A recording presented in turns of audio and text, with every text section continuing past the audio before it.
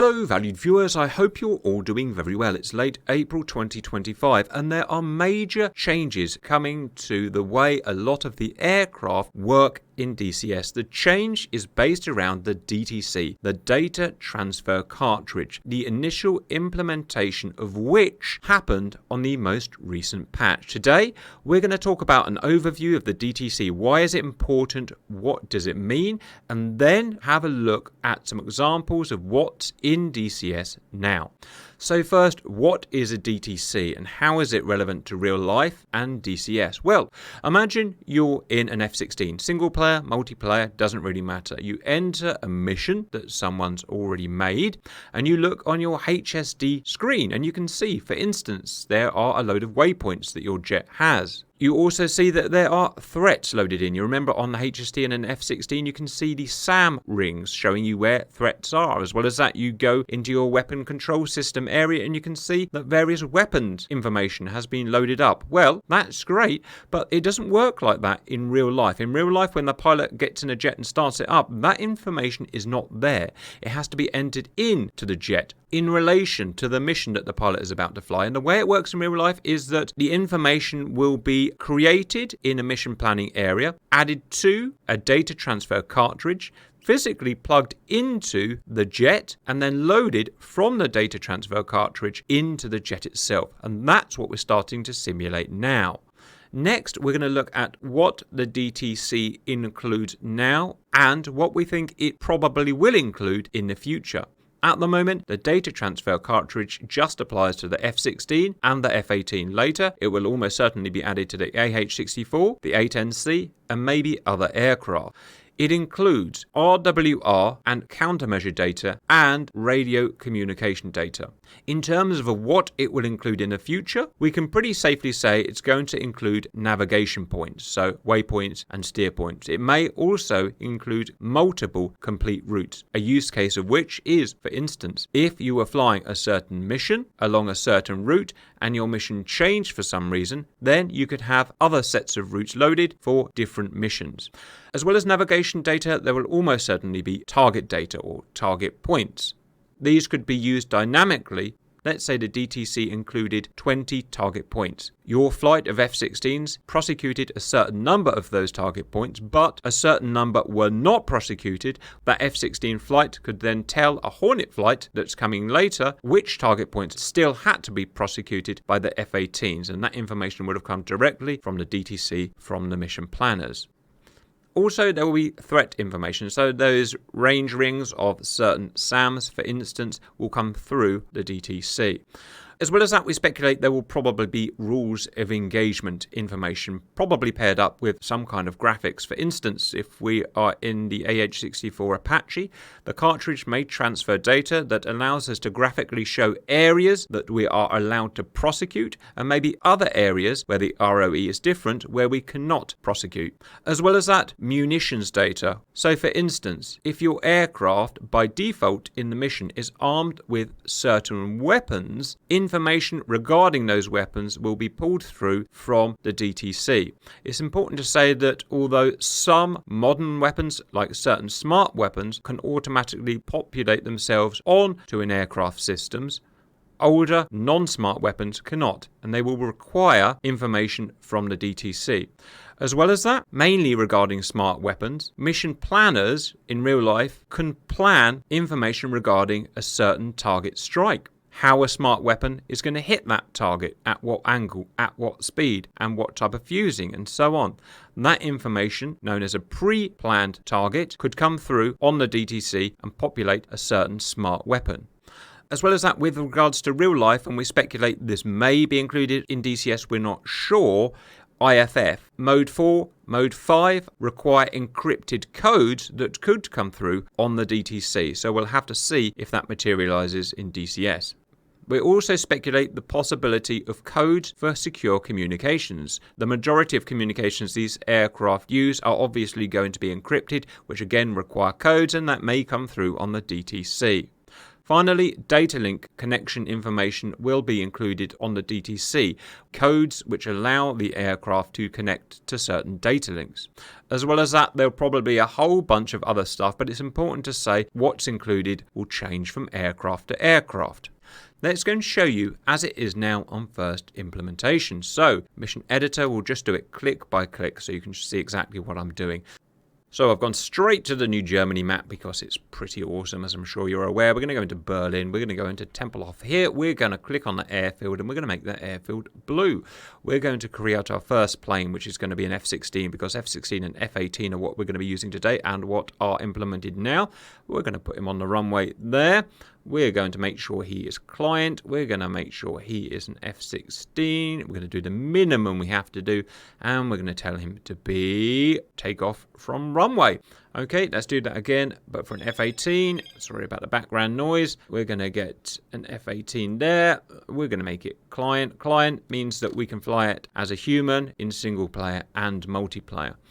We're going to do the same thing. We're going to say take off from runway, and that is our aircraft in. Next, we're going to start setting up our DTCs. To access our general DTC editing function, we go to Edit and we go to DTC Manager. It's pre-populated with most recent information I've done, but we're going to ignore what it shows there. It's not relevant for the time being. So we're going to File and we're going to go New and create our first DTC. A DTC is only relevant to one type of aircraft. You can't take an F-16 DTC and plug it into an F-18. It doesn't work.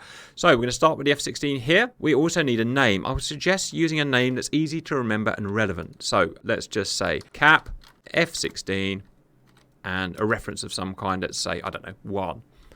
Okay, you can see now we have File Cap F-16 1. There are some sub-menus. We can look at data, mission planning data, and we can look at communications data, and more options will possibly be added later on. Under each is a series of subheadings. On mission planning data, we currently have access to CMDS, that's a countermeasures system. You can see that there are other options that will probably become available later on, but not at the moment. They're grayed out. Again, we can have COM 1, COM 2, maybe we'll get IFF later on, we'll just have to see. So starting on the mission planning data, under the CMDS subheading, we have information for setting up our countermeasure programs. Obviously, all modern jet countermeasures work in programs. We can see here we have a selection, 6 manuals, 3 autos and a bypass. These are relevant when we're in the jet, obviously our CMDS panel, and we have a knob where we can choose which type of program we're going to use, a manual, an auto or whatever. So let's just keep it simple and set up manual 1. Just a very quick revision of how we do this. With regards to that program, we can operate chaff, we can operate flares, and in the future we may get other types of countermeasures. We can set up our burst of chaff, how many chaffs will be released on a burst, and I want to change that to 2. How many seconds between each of the chaffs in a burst. Salvo quantity. How many bursts will be fired in a program? Currently 10. And finally, the time in seconds between each burst in the salvo. And we've got the same thing there for flares. You probably know this already, but just in case. As well as that, the time delay between programs if fired in the auto setting. So you run a program and you want to delay before the automatic mode. We'll be able to use another program. Well, we can set it there if you want. Next, some really interesting information about how the auto programs will be used against certain threats. So one thing you'll know so far about auto countermeasure programs in DCS is that A, they're stupid, so they're not intelligent in any way, and B, they just kind of waste countermeasures because of that. Well, we can start tailoring it now so that it only uses automatic programs against certain threats. Let's say we're planning a particular mission. We're going against, let's say, Iran, which we know use F-14 Tomcats. Well, we can look at just air and we can say F-14 Tomcat here because it knows the type of radar signature that an F-14 has. If the F-14 is either searching for us, tracking us, or launching against us, then we can do a certain automatic program. So that's allowing us to really refine exactly how our automatic countermeasure programs operate against certain threats. And what that means is we can turn off certain things. Well, an F-16 we know is not going to be a threat because Iran doesn't have them, so well, we can just turn it off. Don't do anything against an F-16. So you can start to see now why and how in real life auto programs can be much more effective and smart. Obviously, that's just air. We can add a filter in for ground and we can remove air and, the same type of thing, but for surface-to-air radars here. I should say not all options are relevant to all radars. For instance, a dog's ear, whatever the heck that is, can't track us and it can't launch at us, so it's self-corrective like that. Obviously, we could add naval in, remove ground, and we've got the naval there, and we've got others there because some missiles have their own radars, these ones here in particular, and therefore it's relevant there. And unknown radars. A lot of radars in DCS will be unknown, and therefore that has relevance. Put it back to air. Next, we have the countermeasure system bingo settings. So at which point do you want a bingo low countermeasure warning? How many chaffs, how many flares, how many others? And do you actually want the bingo to sound? So it's really interesting that we get this kind of control from a DTC. As well as that, we have countermeasure feedback. When you press a countermeasure program in an F-16, it says chaff, flare, whatever it says. I can't remember. Do you want her to say that? Do you not want her to say that? As well as that, I think it's on semi-auto mode. It can tell you when to start firing a program. Do I want it to tell me that? Do I not want it? So another way of really configuring your jet. Okay, well, I've made my change. I want to change. Now I want to go to COM. Sorry this is taking so long, but I really want to go into the nitty-gritty detail because that's what this is all about, right? So we get 2 COMs, obviously, and we're going to go on COM 1. And it's very simple. Obviously, you just see the pre-programmable frequencies, and obviously we can change them. Just to show as an example, channel 1, I don't want 305. I want 300. I'm going to go back here. And that's it. I have created my DTC. Now I need to tell DCS what I want to do with it. 2 options that we can look at today. 1, we can save it. 2, we can export it. If I saved it, then I would save it within this mission, and it would only be accessible within this mission.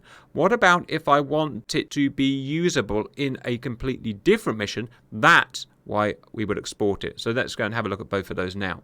So if I want to save as, all I've got to do is choose a name, and obviously I've already named it, so okay. Next, I want to export it, and we'll show going into a multiplayer mission or something and having to import it later. So export. This is a bit more complex because I have to choose where to put an actual file. I'm going to create a file now. So I've made my own folder in Windows in my DCS saved games area here. You can choose, you can make your own folder if you want, or put it in an existing folder. It's up to you. I'm going to go to DTC. Ignore that one. That's one I was doing earlier. Cap F-16-1. Save. So now we've saved our DTC to the mission. Let me just show you that if we clicked on our aircraft, our F-16, and we clicked on this tab here, DTC, we can now see that it's available to use, but no other DTCs are available to use for the aircraft.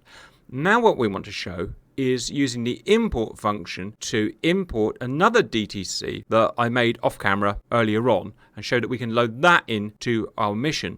One reason why you might want to do that while making a mission is, let's say that you've created an F-16 template. In that template, you've adjusted loads of different options, and you don't want to have to change those options every time you create a DTC in a mission, and that's why we're going to import a template to save that work. So it makes sense if I go to File here, I go to Import, I go to DTC. Earlier on we made this one here, Cap F-16 Base. It's just a base template for our F-16. Import it. Then to be able to use that in our mission, we're going to go File, and we're going to go Save As, make it Cap F-16-2. It's now applied that imported DTC to our mission. And now I cross that off just so we can refresh it. I choose my aircraft. There it is. I go to my DTC, and we should have the one we made in the beginning and the one that we imported and then saved to the mission. So now both DTCs are available in our mission. We need to add them to our aircraft. So select the aircraft, as we've just done, that we want to apply the DTCs to. Select the one we want to add and add. And as we said, we can have multiple DTCs, so add another one. We now have applied to our aircraft DTC1 and DTC2 that we imported. only one of these DTCs can be the default one that will be loaded into the aircraft, and we can change that here, and we can remove them from our aircraft here. Now, some aircraft, we may not want to have to go through the process of loading the DTC. And if you don't want to go through that process, then this aircraft here that we're looking at, we can press that box there.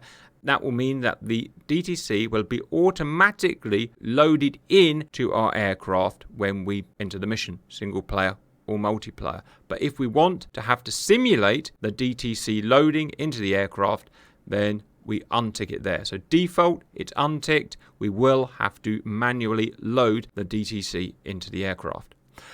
And that is that aircraft sorted. Now we're going to go through the same process, but this time for the Hornet. So let's just put everything back to standard. Let's get back to the DTC.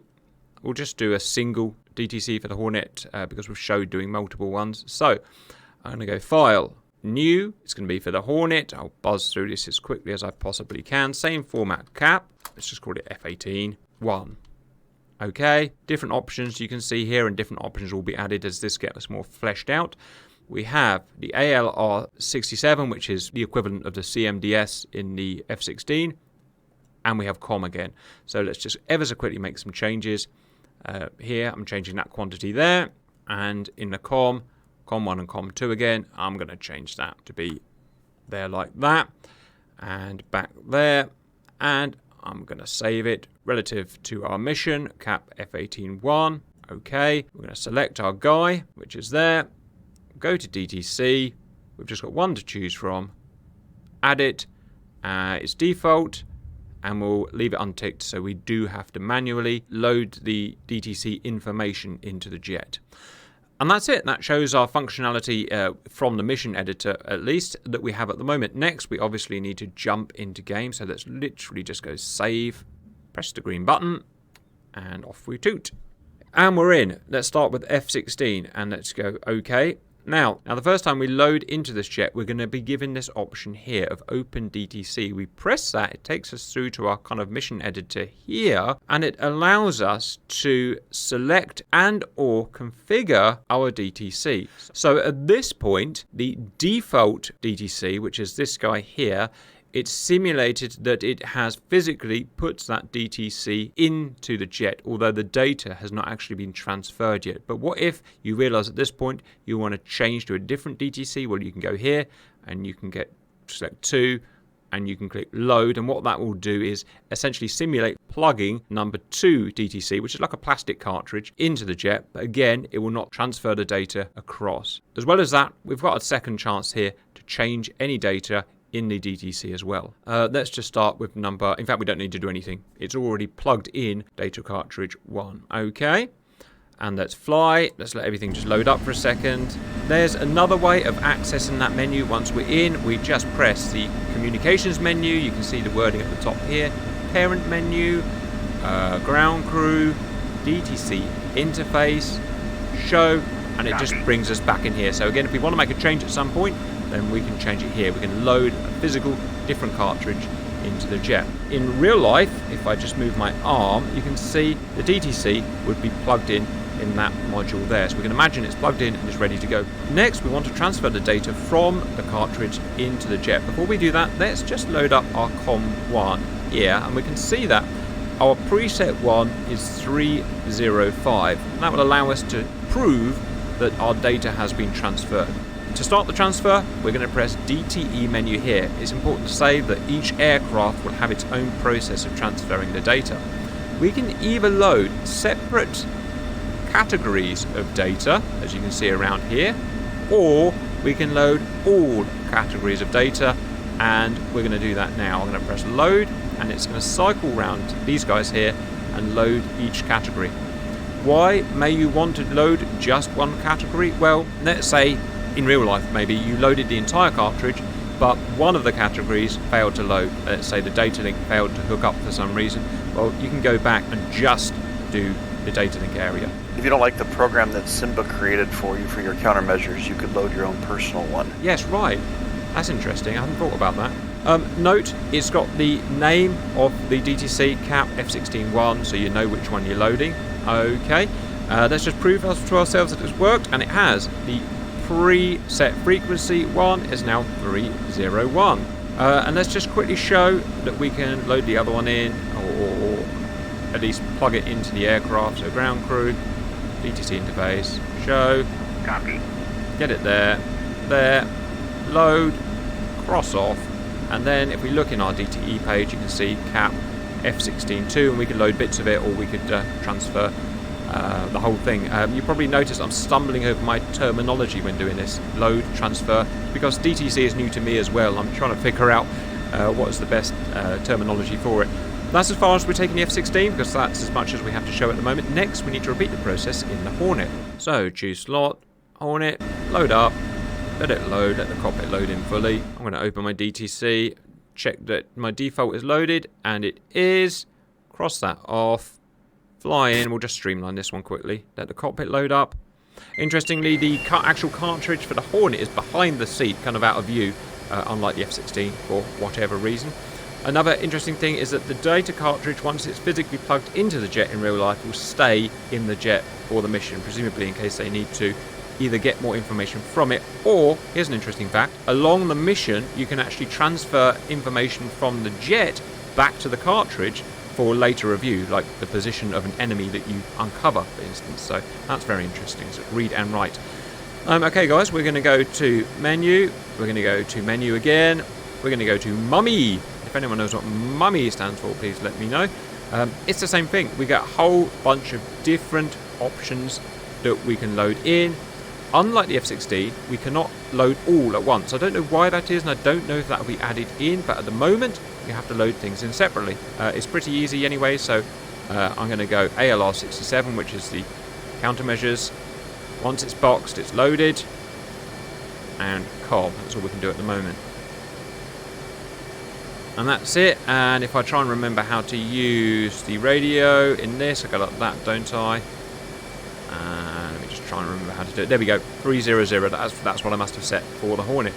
That's all we've got to show for single player. Next, let's jump to multiplayer and show importing from multiplayer. So I'm going to go quit. Completely forgot. Out here, exit, multiplayer. Just see the first one that loads up. Just give it a second.